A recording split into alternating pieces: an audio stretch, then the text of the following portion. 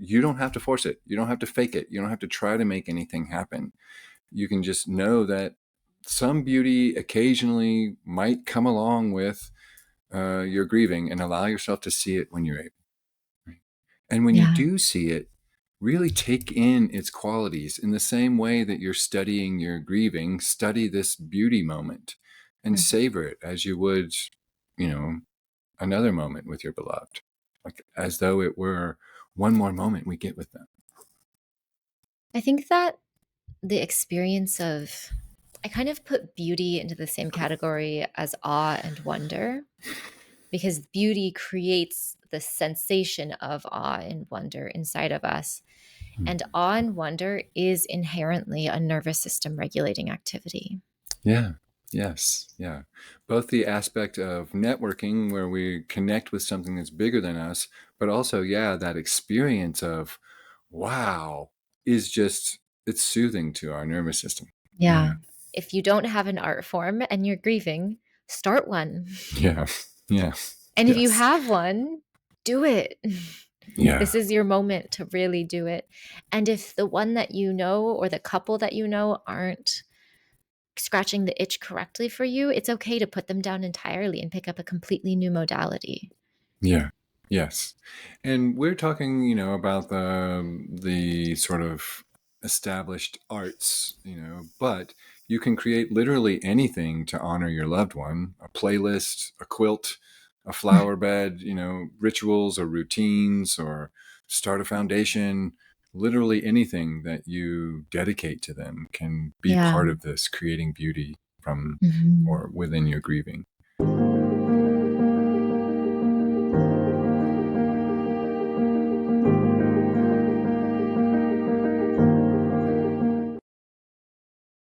Hi, and welcome back. This week we're talking about beauty in grief and the opportunities we have to, even though we're in a grieving process, still be with or still be present to or still be open to moments of real beauty and transcendence, even in this process.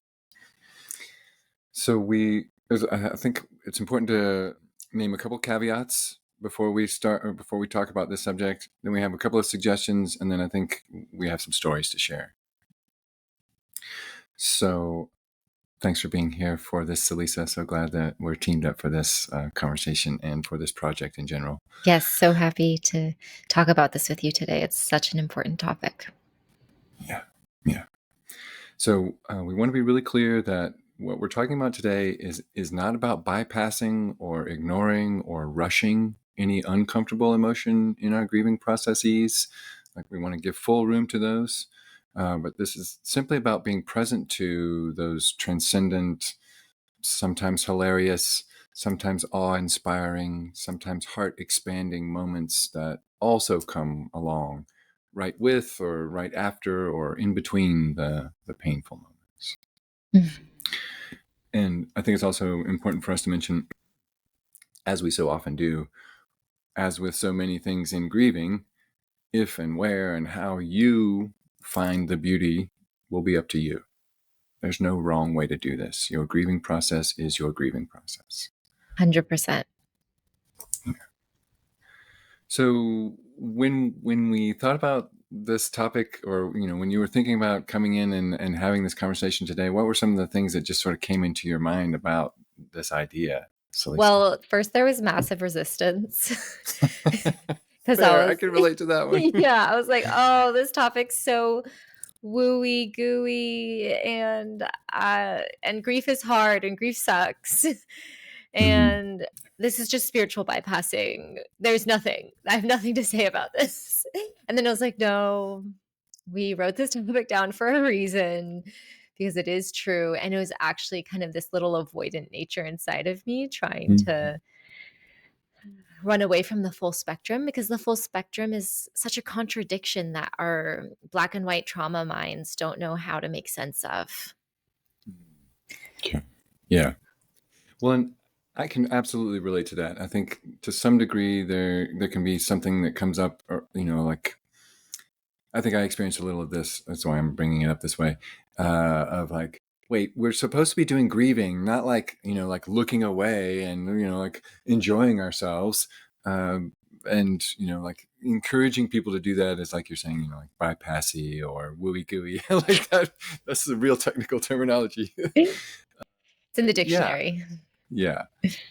And I think it's important for us both to just, sort of admit to that, or be willing to authentically say that came up for both of us too, Mhm. even though we're the ones coming up with these topics. I think it's normal, natural for us in a grieving process to think that it's either one or the other. Either we're with love and beauty and joy and all that, or we're not, and we're in grieving and we're focused on that. We're processing our loss, and never the two shall meet, so to speak. Yeah, and So I think you and I are very hesitant because we say in, I think, episode 12, supporting a griever, to not silver line situations. For the that's right. person supporting the griever to not go in and say, "Oh, they loved you so much. Your grief is just love," and to not try to find the bright side and to not bright side things. And now here we are recording like a bright side episode. but it's Yeah. that comes with the caveat that we're not bright siding grief, we're full spectruming grief. Mm, And yeah. that is the beauty and the sorrow and the, like, the gorgeous growth and the hardship, that we're not just over focusing on one and over focusing on another. And this episode happens to be a focus of one. But if you just scroll through our episodes and just click on the bright side ones, maybe go and listen to some hard ones too. Great suggestion. Yeah. Yes.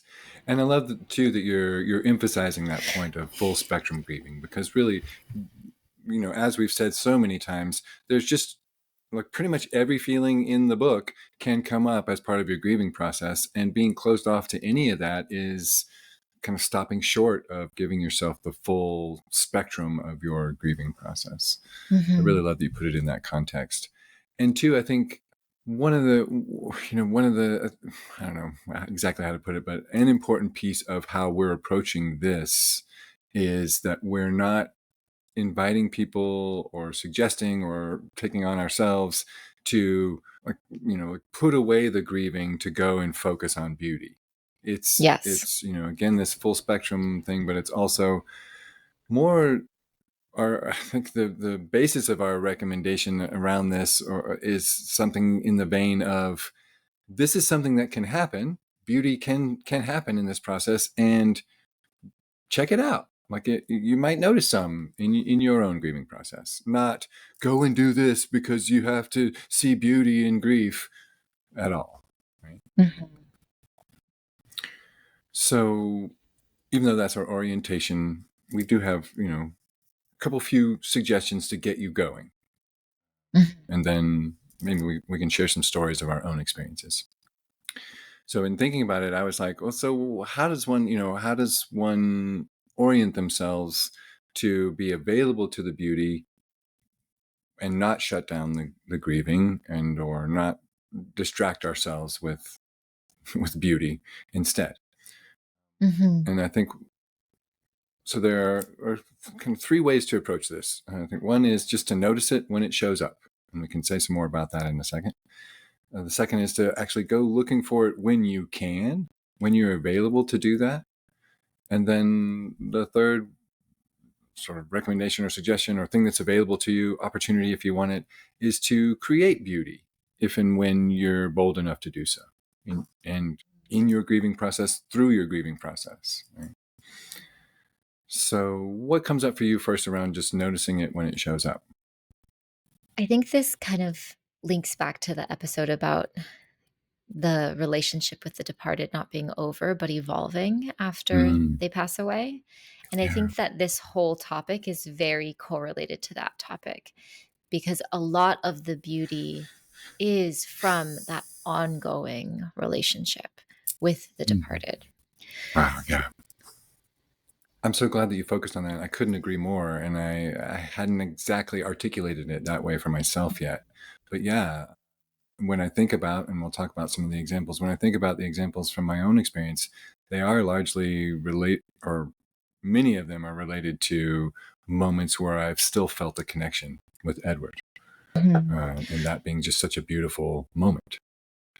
Yeah, so one for me is that my mother was a classical pianist by profession. She was a piano teacher. She was my piano teacher since I was born, since I was in the womb, really. She put the Yeah. piano up to the womb Yeah. for me to be exposed to it, like on headphones.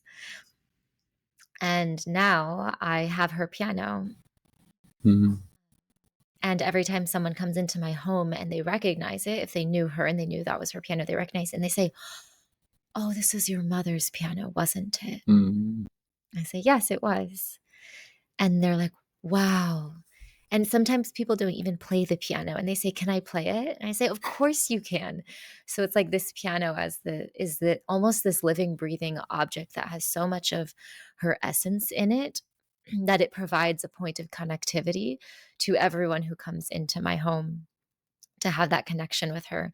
And then I also have the same connection to the piano. I never ever call it my piano. I always say that's my mother's piano. Oh.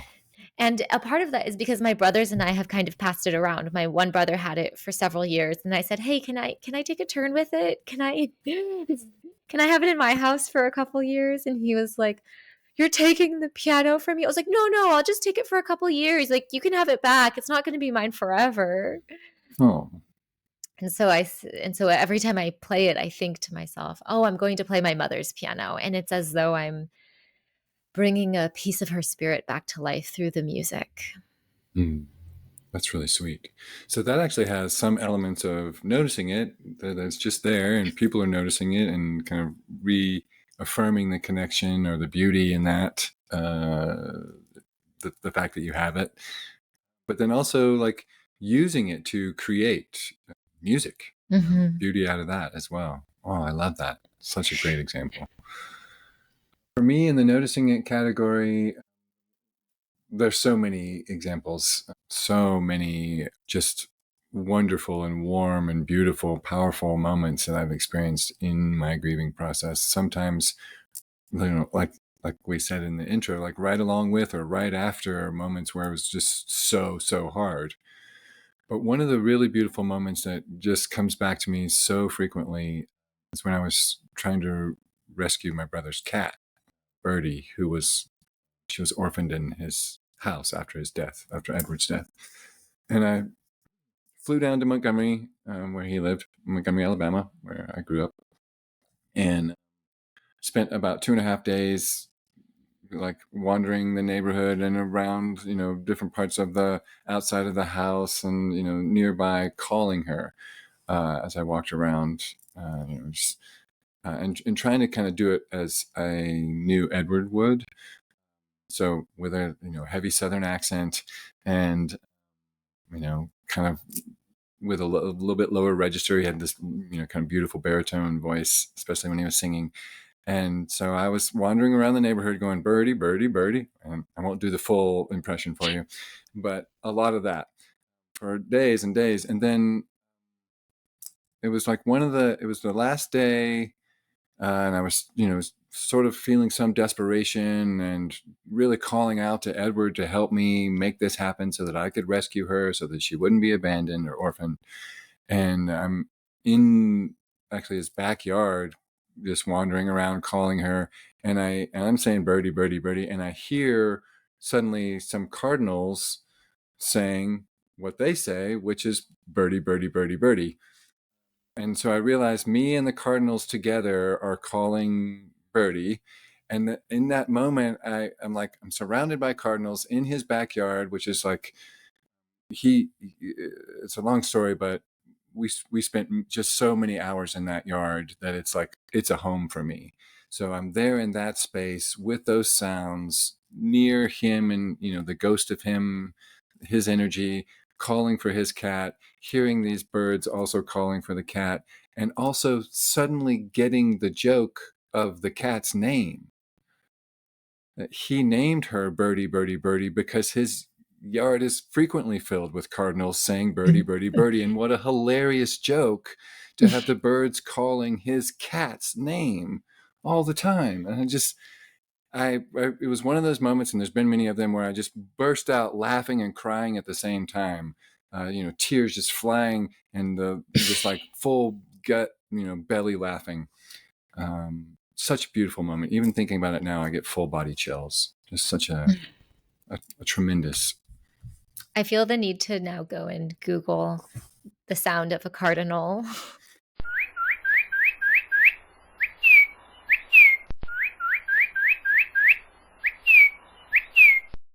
That's perfect. Yes. So, some encouragements along this idea of noticing it when it shows up is, you don't have to force it. You don't have to fake it. You don't have to try to make anything happen. You can just know that some beauty occasionally might come along with your grieving, and allow yourself to see it when you're able. Right? And when you Yeah. do see it, really take in its qualities in the same way that you're studying your grieving. Study this beauty moment and Mhm. savor it as you would, another moment with your beloved, like as though it were one more moment we get with them. I think that the experience of I kind of put beauty into the same category as awe and wonder, because beauty creates the sensation of awe and wonder inside of us. And awe and wonder is inherently a nervous system regulating activity. Yeah. Yes. Yeah. Both the aspect of networking, where we connect with something that's bigger than us, but also, yeah, that experience of wow is just, it's soothing to our nervous system. Yeah. Yeah. Yeah. I love So that in you brought that that in. so in that sense, taking the moments to revel in the beauty when it happens is regulatory to the so human natural anxiety response that comes from grieving. Yeah. Yes. Yeah. 100%. And I love that you put it that way, because I think that there is that opportunity when we lean into it. It can help us kind of balance the weight of the grieving work that we're doing, right? We're kind of giving Mhm. ourselves this little bit of a restive moment, a little bit of a transcendent moment that can buoy us as we're doing the rest of the heavy lifting and the emotional labor of the other parts of our grieving process. Yeah.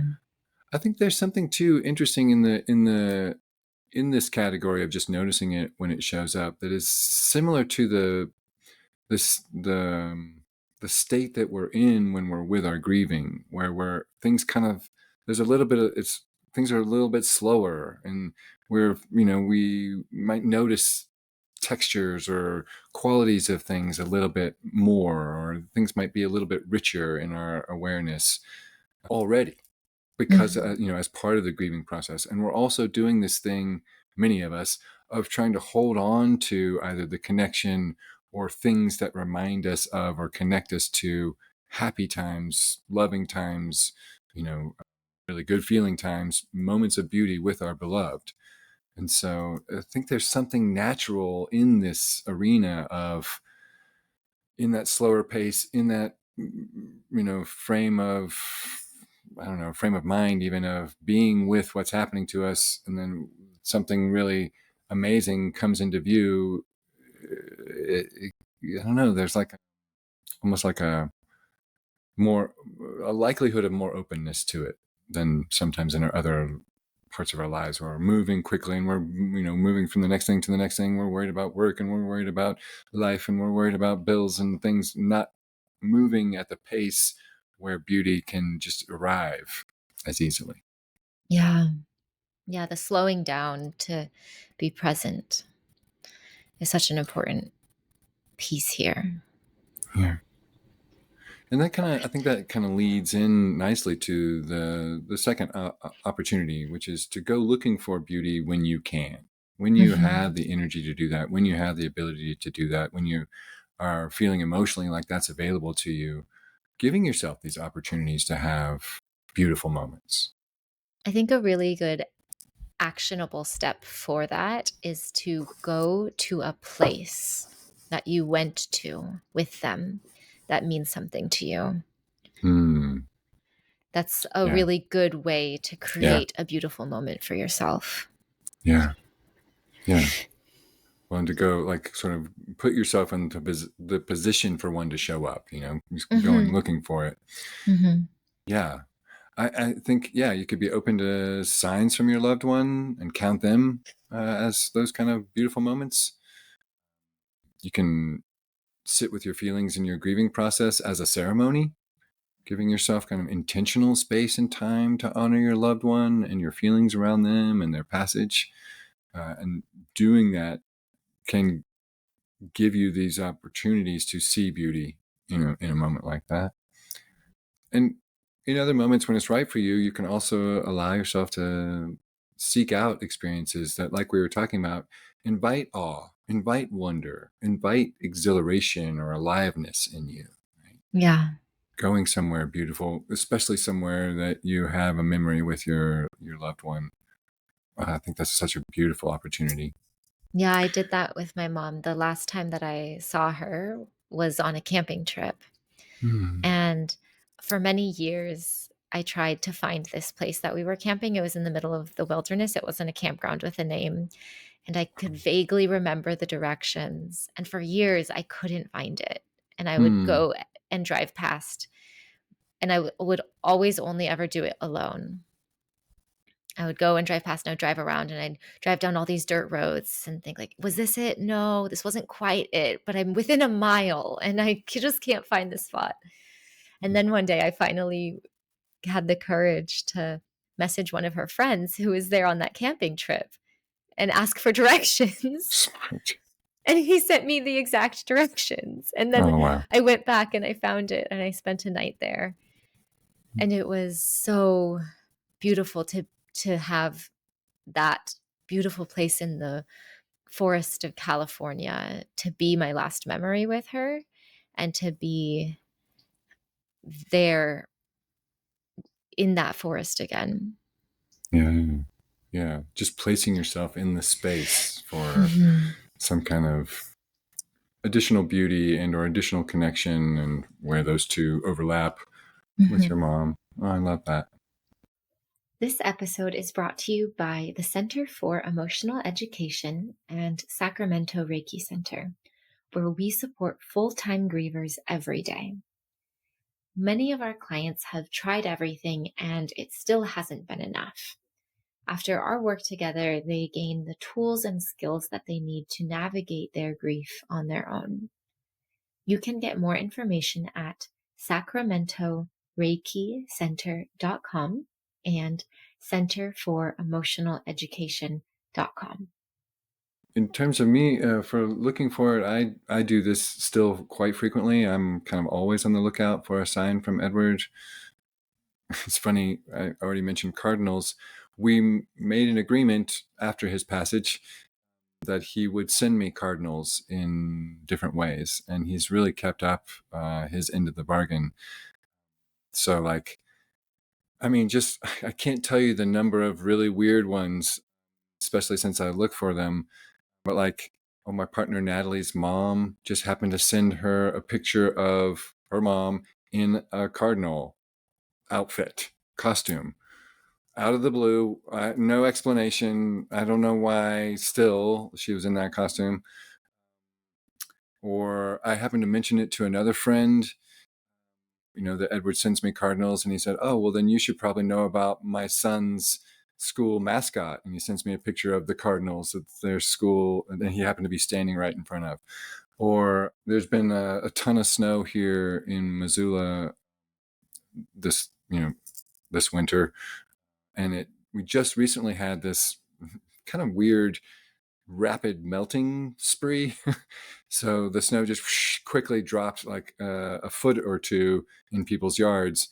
And on our dog walk one day, where we'd been walking by this snowy yard, and it's the snowy yards, all the snowy yards.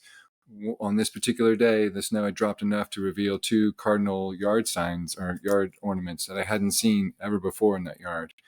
And it Wow. again was like just a little wink from Edward. I, Mhm.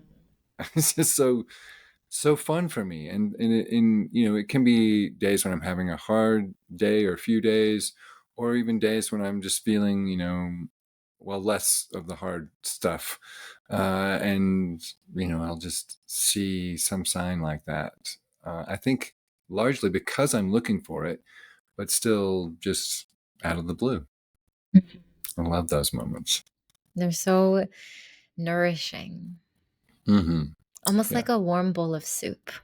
Yeah. Yeah. Yes. And I like the way you put it that way, because sometimes it really is sort of like, oh, I need it. I need some sign of our enduring connection. I know it's here. I can, journey and do different things from my side, but to have something like that that I'm actively looking for, but that still just shows up in my sphere, feels like it's Edward helping me out. It's he's presenting this balm or this support, Yeah. this warm bowl of soup. Another really beautiful thing that happens in grief happens among the larger family system. And what I'm referring to is the phenomenon of people alive today who never had the opportunity to meet the person who passed. Mm. And yet, because their elders have done such a good job grieving and enduring their connection with the departed, the people who never had the opportunity to meet their ancestor still feel connected to them. Mm. Mm. So I have two examples of this. One is actually in my partner's family. So my partner lost his grandmother about a year before we had met. Mm. And to this day, I almost feel like I know her and like I had a relationship with her, and I feel as though she loves me, even though we Mm. never were in the same room together, because because his family has done such a beautiful job of talking about her and sharing stories of her and crying about how much they miss her and they love her and how wonderful and amazing she was. I've heard so many times people say she was the best mom in the world. And I feel so grateful to her that she was that amazing mother who made that amazing daughter, which is now my mother in law, or mother in love, as I like to say, who made my partner Carson, who is this amazing, loving person. And so I feel the connectivity of his big, loving heart through his connection to her, which makes me feel connected to her. And I'm not a big picture person. I don't love to have a lot of photographs up in my house. I prefer more art. Mm. And the only photograph that is in my house is of her. Oh, Yeah. I love that. Yeah. So that really speaks to the third opportunity that we have of creating moments and experiences of beauty, either through our grieving process or alongside it. So I love the way that you're talking about that, like the keeping the memory alive or keeping the connection so alive that even though you never got the chance to meet her, you're getting to experience some of the beauty of that love, that connection, Mhm. relationship. That's really Yeah. powerful. And then my other example is with my two cousins. They are teenagers now. Our grandmother, Grandma Sally, died before they were born. Mhm. And their mother, my aunt, had a really, really strong, beautiful relationship with them. And as I have seen my cousins growing up, there was a moment where there was these ballet slippers hanging on the wall in my cousin's room when she was a little girl. And I said, "Oh, do you like to dance? Are you taking dance?" And she goes, "No, those were Grandma Sally's." Mm. And she had this sweet love in her eyes as she said that she got to have that connectivity to her grandma via her mother, even though she never had the opportunity to meet her. Mm. And it just cracked my heart right open to see her having that beautiful love. And she had this reverence in her eyes. She was probably 6 years old at the time. And it was this reverence of her knowing how special this person was and her still feeling that connectivity and that ancestor watching over her energy. Yeah. Yes. I love that so much. And there are like special things of my brothers I keep around too that are very much in that same vein, where it's like Mhm. some of it is it's special because it's a connection to Edward, but some of it is also like that's just a I like that as an object. I think there's something aesthetically that I appreciate about it. So I have some of both of those. I think it's interesting too. Like we like some of what we're talking about here is creating relationship and the beauty in that after even when the person now with the relationship to the departed didn't know them when they were alive. And that's such a powerful way of doing that and focused around this concept of relating to them, relating to the departed after they've passed, and that there being real beauty in that and the ways that we do that. And I think that's such an important category of examples in this third heading of creating it, if you're that bold. And actually I hadn't even thought about those examples. Where my thinking went when I was thinking about this particular category is like channeling your grieving into art of some kind, visual, performative, musical, poetic, which I've certainly done a lot of. I know you've done a lot of. Those of us who dabble in that or are given to that kind of expression can find real opportunity here to create from either the grieving and or the love and or the connection or the various parts of our relationship with our loved one. I'm actually even doing I'm doing a little art show, visual art show, with my brother, channeling him, bringing him in, teaming up with him to create some art pieces that I have the sense are this beautiful opportunity to create together that we didn't get nearly enough of in our lives, but really love to do. I think that making art out of grief or turning grief into art is some of the most potent emotional processing that someone can do. Mm. And there's so many tools of feeling your feelings and naming your emotions and having them validated and processing your trauma. And all of those tools are so amazing. And there's something about a musician writing a song that conveys emotion in a way that no word ever could, because the song is not word. And a Mm. painter Mm.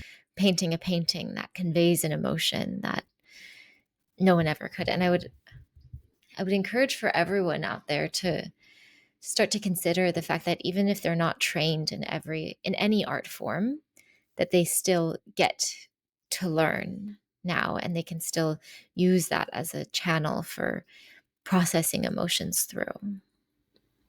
Yeah, yeah.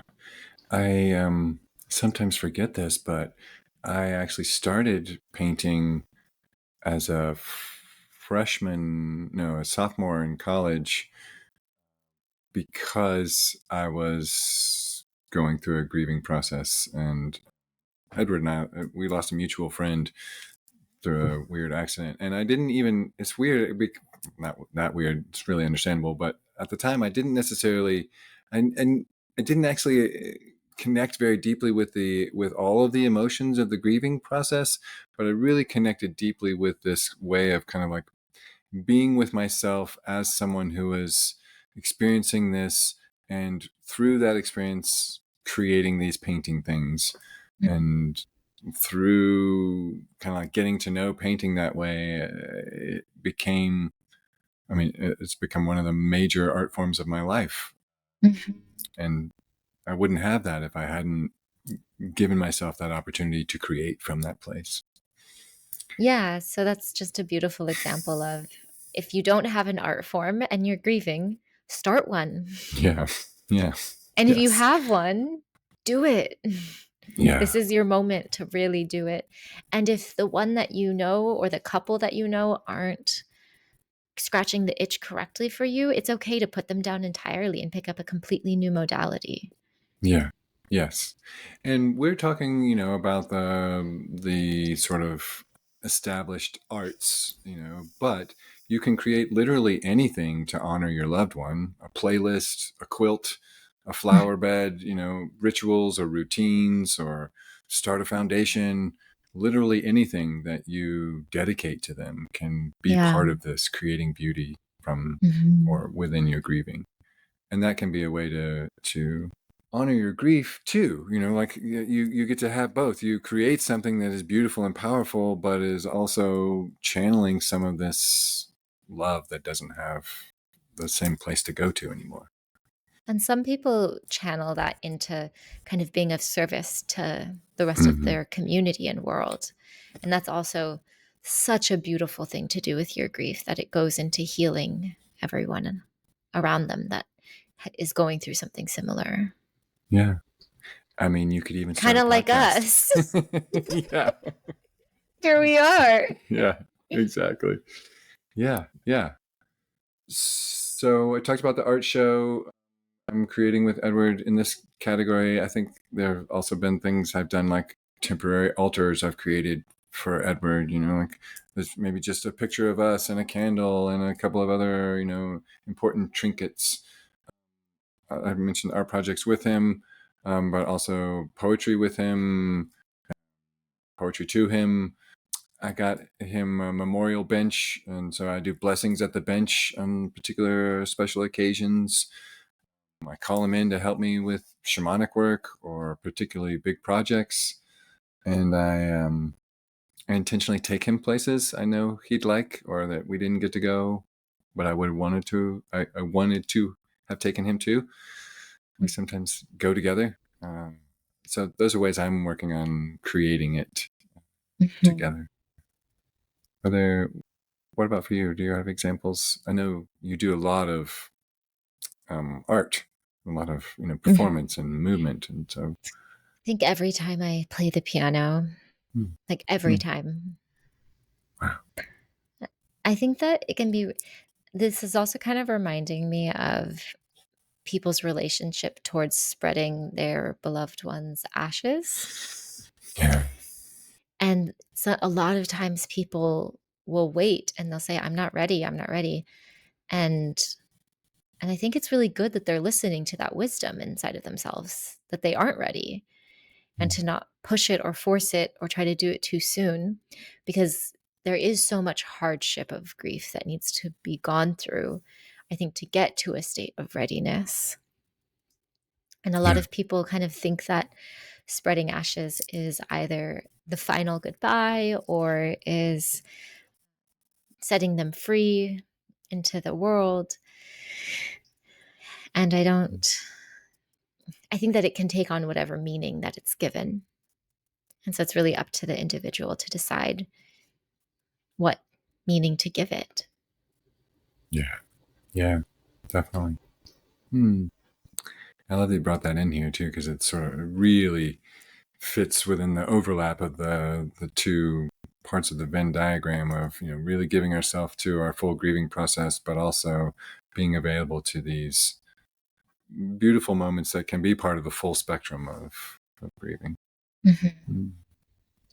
Wow.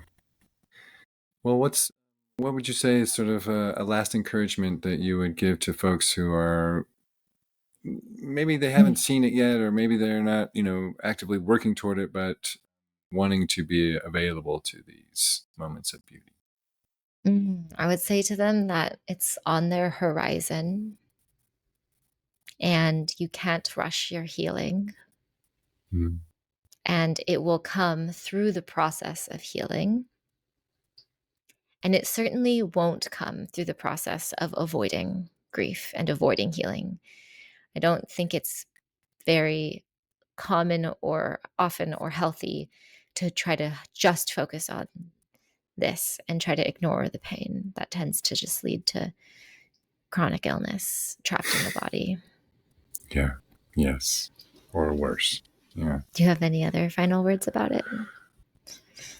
I guess I want to come back to, I hear it in some of what you're saying too, but really just emphasizing that this is an orientation. It's an opportunity to see what is also available in grieving, It's not in any way an encouragement to bypass or ignore, or like you're saying, try to focus on this instead of the more uncomfortable parts of grieving.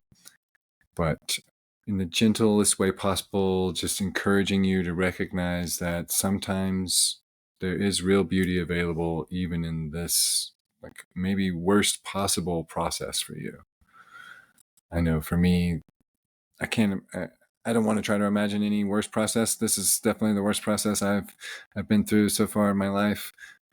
And even though that's absolutely true, and there's no way to try to sugarcoat that or deny it, I've also seen and been, sort of party to some moments of, I definitely want to call them transcendent beauty that would not have occurred, or I wouldn't have seen, if I wasn't being open to my grieving process fully.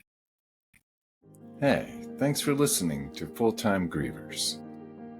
Please like this video, subscribe, and hit that notification bell so you find out when we release the next episode. If you have thoughts or questions about what we shared, please leave them in the comments below. And if this episode made you think of someone, we invite you to send it to them. They could probably use it. Also, don't forget to get your free Receiving Support While Grieving guide in the show notes below.